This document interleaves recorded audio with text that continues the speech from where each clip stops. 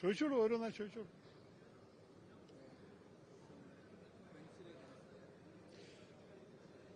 Well, as you know, I'm here in Wayanad for a Congress party meeting, far away from all the international news. But all I can say is that it is a momentous event.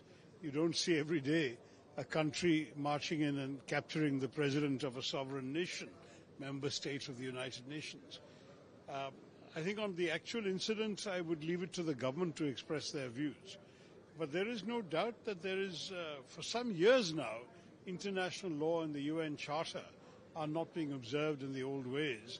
And now we are seeing, in many, many ways, a sort of version of might is right prevailing in international affairs, which has very serious implications for all of us. And every country has to adjust its diplomacy accordingly.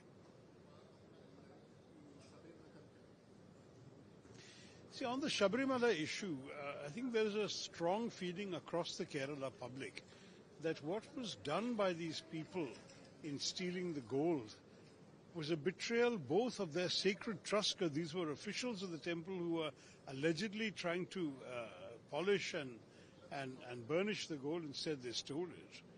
But equally, it's also a betrayal of the ordinary people, the worshippers, who went and, with their own contributions, their own faith, supported the gilding of these statues in Sabarimala.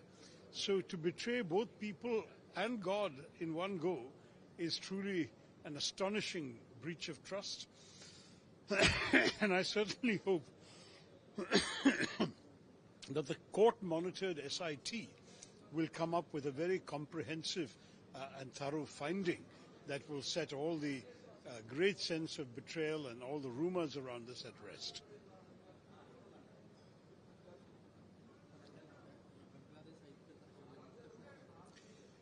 I've made my view very clear on this from the start. I've argued for some time that sport should be kept apart from politics, or rather that sport should not be made to bear the principal burden of political failures. The fact of the matter is that there are many other ways in which we are dealing with Bangladesh, as we have to. Our foreign minister was just there a couple of days ago, meeting with the man who is widely expected to be the likely winner of the next election and therefore the likely prime minister. We are conducting various aspects of engagement with the people of Bangladesh on the recent atrocities against minorities, which I myself have spoken out about. We are already urging the government to assert law and order over these lawless elements in the streets. At such a delicate moment, this seems to me to have been an extremely unfortunate and unwise decision. Because what it implies is that we are politicizing even such a simple aspect as a private cricket game. The BCCI, after all, had approved the list of players, the registered players, from whom selections were made during the auction. Mustafizur Rahman was on the approved pool. So the BCCI had already once approved him.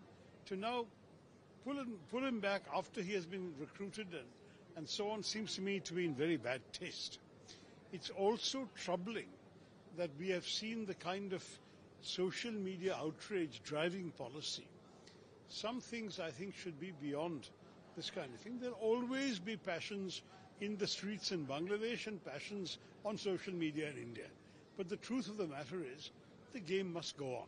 That has been the usual attitude towards sport. When you have tensions with countries, sport becomes a good way of diffusing those tensions. What has been done has only exacerbated the tensions and made them worse.